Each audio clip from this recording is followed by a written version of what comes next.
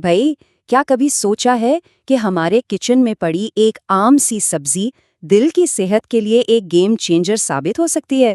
جی ہاں، بات ہو رہی ہے چقندر کی۔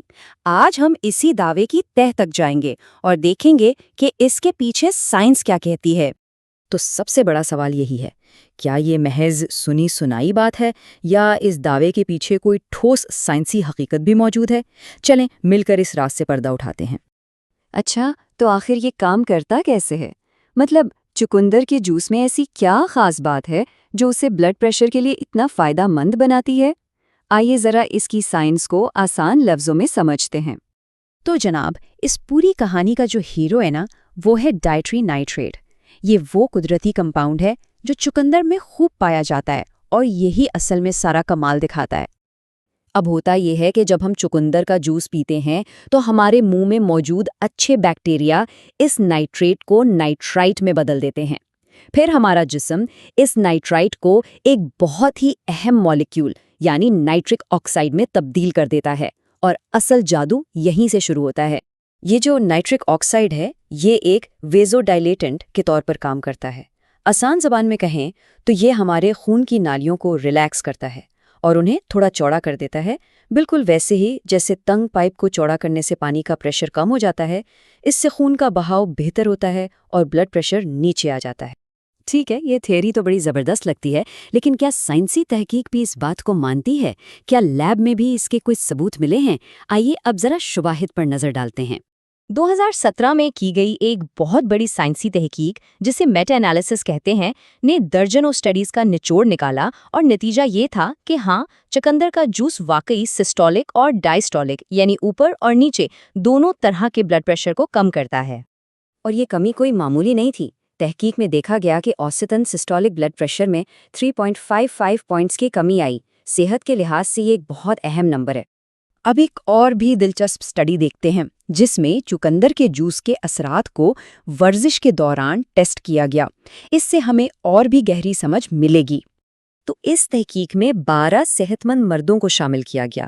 ایک گروپ کو نائٹریٹ سے بھرپور اصلی چقندر کا جوس دیا گیا، جبکہ دوسرے گروپ کو ایک نقلی ڈرنک دی گئی جو دکھنے میں بالکل ویسی ہی تھی، تاکہ نتائج پر کوئی شک نہ رہے۔ ایک گروپ کو بیٹ اٹ اسپاٹ شاٹ دیا گیا جس میں 400 ملی گرام نائٹریٹ موجود تھا، اور دوسرے کو پرون جوس دیا گیا جو صرف دکھاوا تھا، تاکہ کسی کو بھی یہ نہ پتا چلے کہ وہ اصلی چیز پی رہے ہیں یا نقلی۔ پہلا نتیجہ تو بڑا زبردست نکلا۔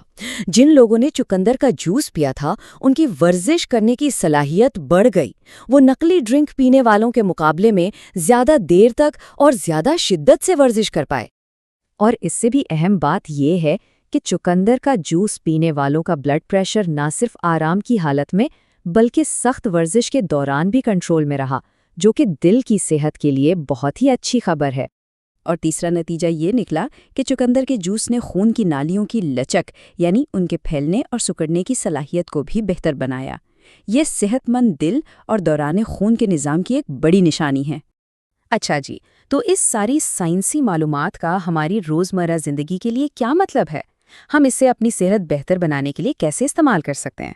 آئیے اب کچھ عملی باتوں پر آتے ہیں۔ تازہ ترین تحقیق کے مطابق بہترین نتائج کے لیے روزانہ تقریباً 250 ملی لیٹر یعنی لگ بھگ 1 کپ چقندر کا جوس پینا کافی مؤثر ثابت ہو سکتا ہے۔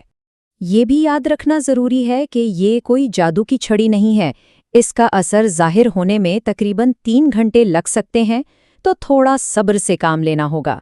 اور سب سے ضروری بات، مستقل مزاجی۔ اگر واقعی لمبے عرصے تک فائدہ اٹھانا ہے تو اسے کم از کم 60 دن تک روزانہ اپنی روٹین کا حصہ بنانا ہوگا۔